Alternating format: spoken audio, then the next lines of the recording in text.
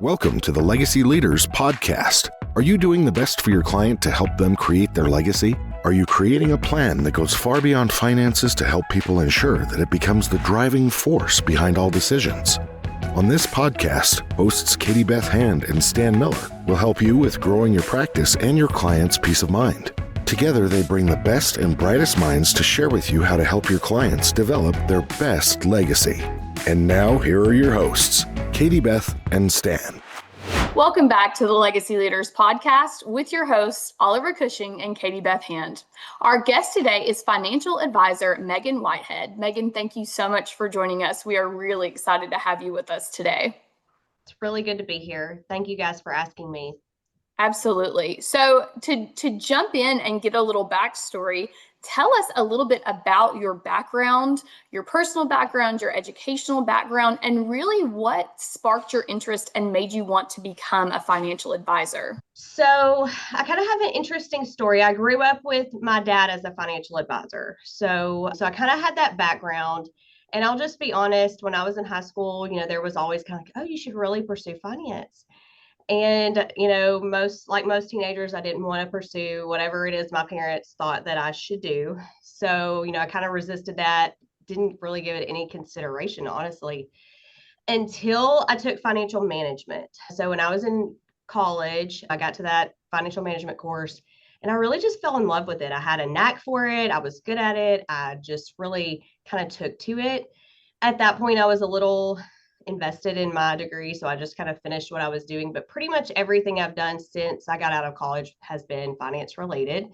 So, that's kind of really the background of what sparked my interest. Early on in my career, I did get licensed in 2008, and I worked for a couple of different financial advisors at that time. My husband is from a tiny little town in Southwest Arkansas called Taylor. And so he really wanted to get back home. And so at that point in time, we made the decision to leave Russellville and come back to Taylor. The dean of the College of Business at Southern Arkansas University at the time was a friend. I'd known her for a long time. And so I reached out to her because I was interested in doing the master's program in the College of Business. And so at that point, she really sat down and she was like, look, I've got this job opportunity working as a business consultant for the Arkansas Small Business and Technology Development Center. And so I thought, okay, well, I can do that for a couple of years. It was going to pay for my grad school. And so that was really kind of my entryway into higher education.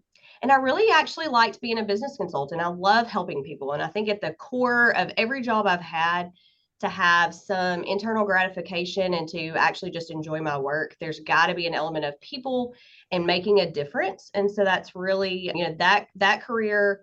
Actually, my 2-year plan at SAU turned into 13 years, and my work as a business consultant turned into teaching finance. And so I did that for a number of years.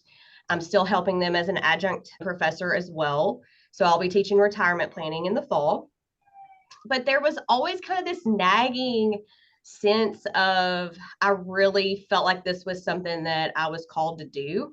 And so really like my years as teaching finance, helping students connect the dots, I just really knew I wanted to have the ability to bring that clarity and confidence to people's actual lives. And so really there's a lot of joy for me in building a plan and my clients leaving with confidence and knowing that they are on a path that's going to help them get to their personal financial goals. And so that kind of always translates into other areas of your life as well. So it just aligning it with their values and helping them get there. That is awesome. And I love that. I love the background, the vision. And in your defense, all of us that have a good 2-year plan, it rarely works out. So I love that backstory. That was great. I really like how you can see the heart kind of, push through whenever you tell that story. And so I got to ask, what made you join your current, wealth management firm, or, how did you end up there? So I've had a personal relationship with Farmers Bank and Trust since 2006. So when my husband and I got married in 2006, we opened our first joint checking account here. They gave us a loan for our first house, our second house, and our third house. I mean, they've, really kind of been instrumental in, our financial journey as a young couple and as we've kind of progressed through. I also serve on the board for our Rural Water Association, and I've been doing that for around 11, almost 12 years. So I've done that for a long time, and they really came in clutch and helped us out when we needed to restructure some debt. And that was really, there's just things that they've done for organizations that I'm a part of, and they support those things. And so ultimately, that was really something that drew me to this opportunity. So that trust, they built trust and connection with me, with my family, and to groups that I help with. And if you're familiar with Farmers at all, you know that they, really put out our heart core values, which are honor, excellence, adaptability, respect, and teamwork. And so those core values really align with me as a person and my core values. So it just felt like a good place for me personally and professionally. That's awesome. So you work with a lot of different types of clients, I would imagine, but do you have an ideal client that you typically work with? I know you're in a more rural area, so what does that look like? So, my ideal client really is somebody that wants to be intentional, right? I want somebody that wants to come alongside me, that wants help, right? And so people that are going through transitions, whether it's retirement, selling a business, a major life event, they don't really have to have it all figured out, but they have to have a willingness to engage in the process and collaborate. And so really that's ultimately where the magic happens. I really have a passion for working with women and small business owners, which kind of makes sense with my business consulting background and some of the other things that I'm involved with. So helping them take control of their financial lives, build confidence in those decisions, and then obviously retirement income strategies and succession planning, things like that. I work really closely with estate planning attorneys to help make sure all the pieces are coming together, whether it's personal, legal, financial. And so really I kind of call myself like a financial director. I feel like that's almost a better term than financial advisor because I kind of help coordinate all these other pieces. It is not surprising if I'm on the phone with their insurance agent. I talk to lots of people in that, in their life to help them really bring all the puzzle pieces together. That's so funny. So Oliver and I are both nodding enthusiastically because that's exactly how we look at, obviously we're more on the estate planning side, but that's how we look at it too, because what we have learned is in this business, when you can bring together the financial advisor, the estate planning attorney, the CPA, all of these people, the insurance agent, really have that holistic type of planning. There's a lot of extra information and a lot of just you can really make sure that you're doing the best possible job for your client. So that's our approach as well, is that holistic type of planning. So I love that you're out there on the financial advisor side doing that. We love when our clients get us connected with their financial advisor so we can really have a good picture of where they are, what we can do for them, and figure out where they want to be going, making sure we have them on the right track. So I love that. And for our listeners, that is the type of team that you need, is a team willing to work together. So that's really awesome, Megan. Oliver, what are your thoughts? Yeah, I agree. A lot of times, we'll say what's best on the legal approach. Someone else will say what's good on the financial approach. The insurance guy has a way he wants to do it. And it's kind of like the right hand's not talking to the left if we're not all working together. And so when we're all kind of working together, we can build a plan that really meets all the aspects of a client's life and their finances and their legacy and their legal side and their insurance. And it really all just ends up being a better plan overall when everyone's in communication. And so I like that you view it that way. I feel like more people are starting to view it that way because everyone's starting to think, if I'm doing what I'm doing in a vacuum and they're doing what they're doing in a vacuum and these parts are not talking, it's not going to be the best for the client. What we all want at the end of the day is for our clients to be taken care of as good as they can. And you guys have probably seen that on the other side too, like I have. When that hasn't happened, someone passes away and then all of a sudden it's a mess. And it's like, well, I talked to this person and I talked to this person. They tried. It's not always that they didn't try to do the right things, but it's making sure that there is some coordination of efforts amongst everyone is absolutely the best way. Great. So I have another question for you. So you said you work as, a financial advisor, but really you're more of a director of the plan. And so are there any particular or special areas that you work with? Like I kind of mentioned, I really love working with professional women and small business or medium-sized businesses. And a part of that is just a personal heart for making sure that women have a place that they feel they can ask any kind of question. And so that's really been a feedback that I've gotten from some of my female clients is I feel like I can ask you anything. You're not going to make me feel dumb. I've had one, really that kind of comes to mind who had a unique, second marriage. She got married later in life. And so they had kind of his and hers families. And so I had some of her assets to manage. And so they kind of kept things separate. But as I started asking questions, she said, nobody's ever asked me any of these things before. And later on, as this relationship has built over the last couple of years, she really just said, I felt like you really cared about me as a person. You cared about me, not necessarily my husband, but you cared about me and what my needs were. And so I think that's ultimately, what I like to know is that I made a difference, that they feel valued and heard. But on the business side of things, there are so many moving parts. And I know business owners. My dad's a business owner with a couple of businesses. My grandfather was a business owner. Like, entrepreneurship's really kind of in my family. And so knowing kind of how they think, knowing all the businesses that I've worked with over the years, you can get so engrossed in your business that you forget about all the other things that really need to happen to make your business as profitable as possible when you get ready to exit.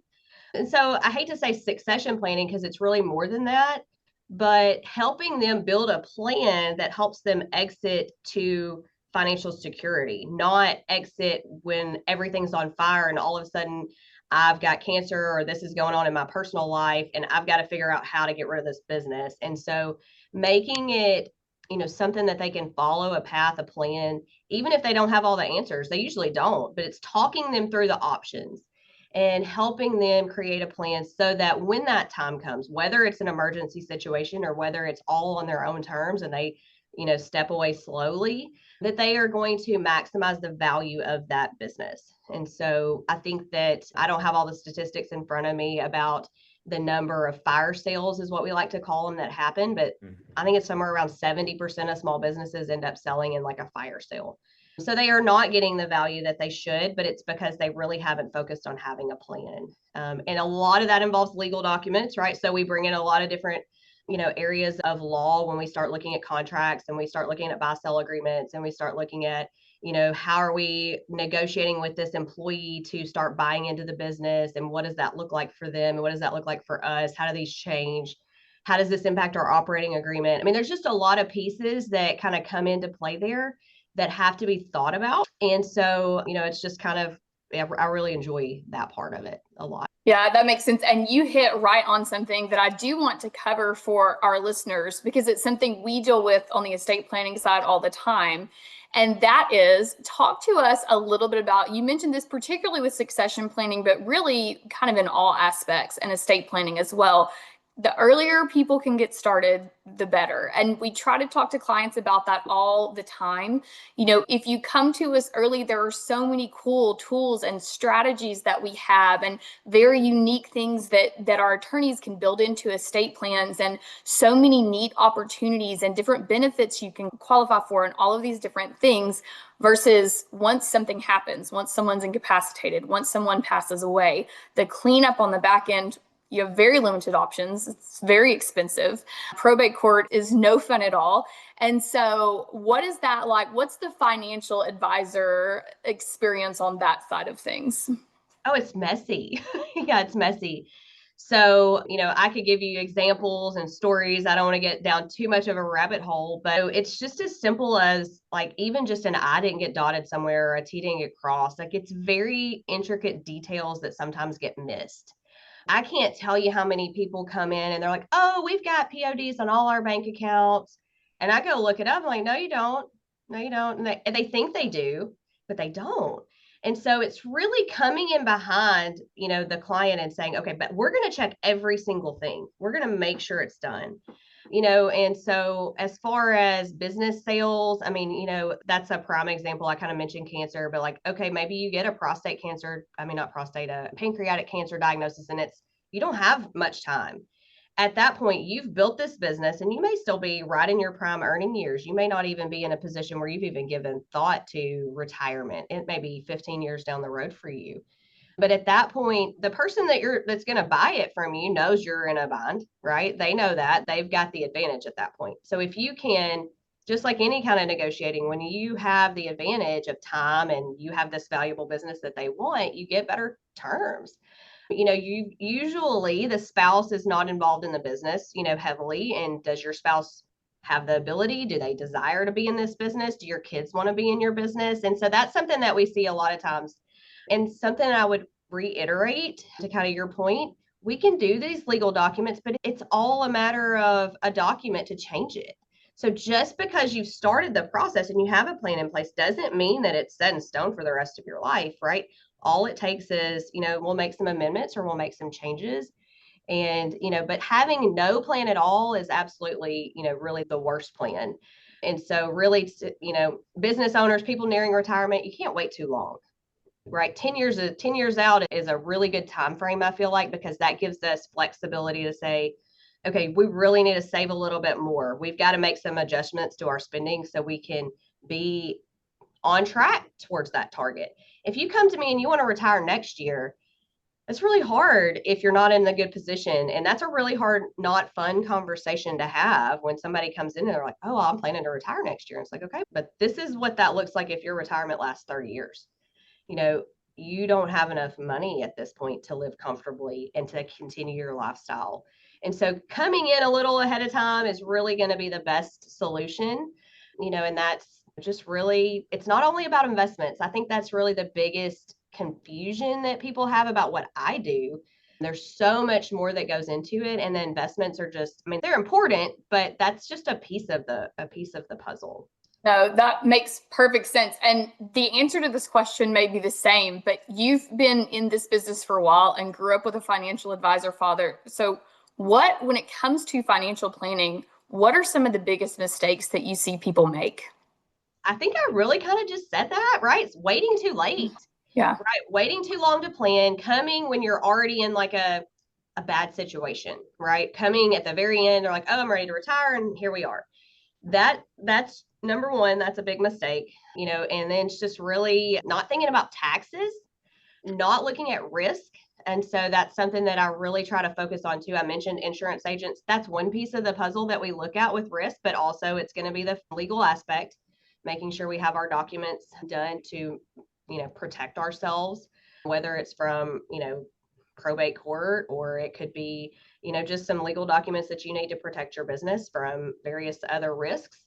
Teen drivers, I review insurance policies. Like that's part of my planning process. And more times than not, people have very little liability coverage. And then these may be people who have really high net worth and they may have millions in liquid assets and they do not have nearly enough protection. And you've got a 16-year-old out there driving a car in your name. And there's a lot of risk that comes with it. People don't really realize. And so for me, I like to look at what are the things that could totally derail your plan. Is it likely to happen? No, but could it happen? And could it really alter, your entire financial future if it did? And how do we, spend a little bit of money now to protect those things so that we can stay on track for our plan? Great to know. That's one of those things, like I've had to deal with that situation as well. I remember that conversation when I turned 18 with my parents and they said, son, we need you off. We need to get off so you can get on this. And that's one of those things that, sometimes people don't even really think about, the years down the line, they haven't made that change. And that's one of those things that's kind of one of those unexpected sort of circumstances that can come up that can take your well-crafted plan and that one little piece right there that's left undone can kind of topple the whole house of cards. And so I like that you brought that up. And that's, something that we do here as well. We want to know about every single account. And you mentioned earlier about, the lack of a POD on something like that, just one asset. We can have this whole great plan for you that avoids probate, but then you forget that one little asset. And maybe it's, just one bank account, but it's got $120,000 in it. That's going to be a probate right there. And so you just got to look through and check all the boxes and make sure that every aspect is there. And so I have to ask you, do you have an example of just a time where you were able to really help a client? They came in a state where it was not so good, or maybe you were able to help put the finishing touches on it, but just, a story of a time that you were really able to get somebody where they needed to go. Yeah, I have an example. So recently I've worked with two business owners. Okay. So they're partners and they came to me initially just to, just for a conversation. And as I started asking questions, they're like, oh, that's a good question. Why has my financial advisor not asked me those things? I think their financial advisors are, oh, you're good. Oh, you're good. They've saved really well. These people are in a really good financial position. They're in their late 40s. They've built a really great, profitable business. They've kind of just left a lot of it out there to chance, if something were to happen to one of the partners. So they've got their own separate families. They don't have a formal buy-sell agreement. So all of a sudden, something happens to one of the partners and they provide still a very hands-on approach within this business. Okay, now you're in partnership with their spouse who knows nothing and can contribute zero to the business, but they still own half of it. And so kind of having some of those conversations with them. So what we were able to do is we were able to go in and we've done financial planning personally for both partners and separately for the business, right? So it's really three separate things happening simultaneously for all of it. And because it all connects, right? So their personal things are going to be separate for each other, but really and truly, it's coordinating all of those pieces. And to see the weight lifted from the business owners of having a path to, a 10-year out retirement, right? To be in my late 50s and I've got a plan. And if I want to stay on for a little bit and work part-time, I can.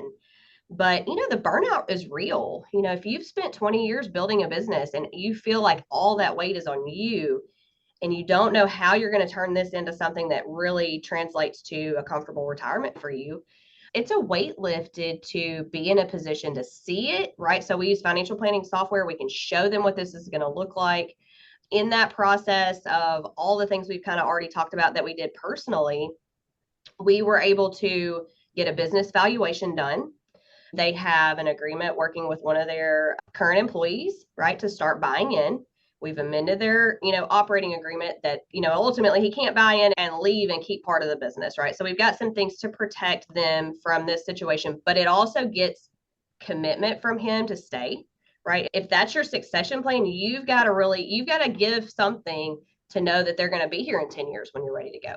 And if you give them a way to start buying in now, you're not looking at millions of dollars 10 years from now that they may or may not be able to afford or get the financing for. And so there's a process to this that makes it better for the business owners. And now both of them are going to be out of the office, I think, one day a week. So they're kind of letting this happen and taking a break and giving themselves the permission essentially to say, okay, I'm going to work 4 days a week now. And so it really does lift a weight and to see clarity for them and to be able to just know that I was instrumental in any way in helping them get there. It just makes you feel really good. So that's very cool. So let's talk about last question, but this is going to be the hardest one, Megan. So are you ready? We promised we wouldn't throw anything too far out of left field for you. So through all of the work that you do, helping these clients, the impact you have in your own family, all of these different things, what type of legacy, what type of change would you like to see in the world? What is it you hope your legacy will be? Oh, wow. That is a tough one.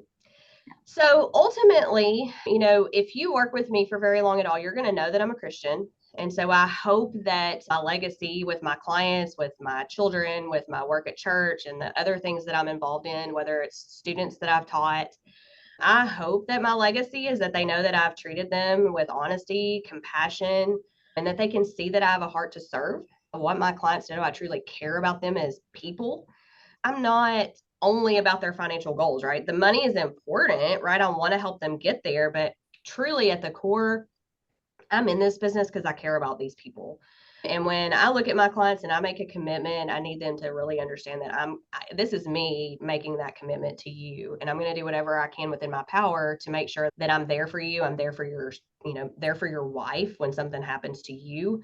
And I think that was something that I saw early on growing up with my dad is, I worked for him for a brief stint before I got married. And, just hearing an elderly man who's taking care of everything for his wife say, look, when something happens to me, you just go to Bobby, you just go to him and he's going to take care of you. He's going to take care of it. And so leaving them, knowing that you're leaving this world and that your spouse is going to have somebody they can go to and somebody they can trust, that means a lot. Right now, my kids are pretty young. So my youngest is 9 and my oldest is 13. They think what I do is the most boring thing in the world.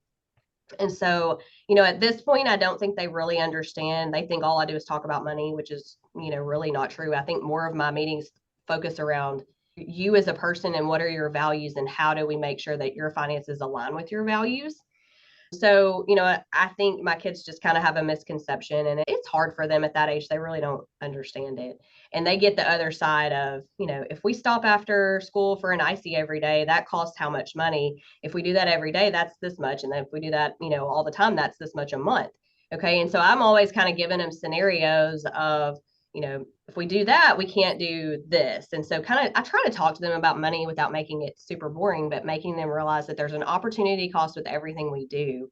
And so if we want to be able to do this, or we want to be able to support this through our church, or we want to be able to go on that mission trip in December, we have to make financial choices to make sure that we're in a position to be able to do those things too. And so, trying to talk to them about those things.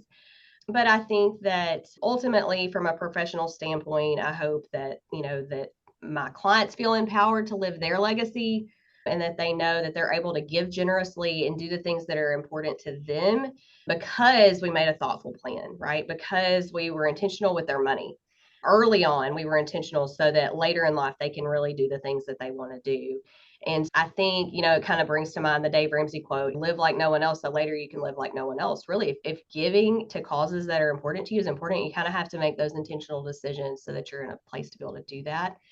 And so if I'm able to get my clients to a position where they can do that, I feel like I've done what I was called to do, right? That's really ultimately what I feel like I'm here for. That's awesome, and great words of wisdom. So thank you so much for sharing those with us and our listeners as well. And for everybody who is listening, we want to thank you for listening to the Legacy Leaders podcast with your hosts, Oliver Cushing and Katie Beth Hand. And our guest today was Megan Whitehead. And to connect with Megan, you can find her on LinkedIn and on her website as well, which we will link for you in the show notes. Megan, thank you again so much for taking time out of your day to come and just share your vision and your wisdom. We really appreciate it. Thank you guys so much for having me. I really, really had a good time. So I thank you.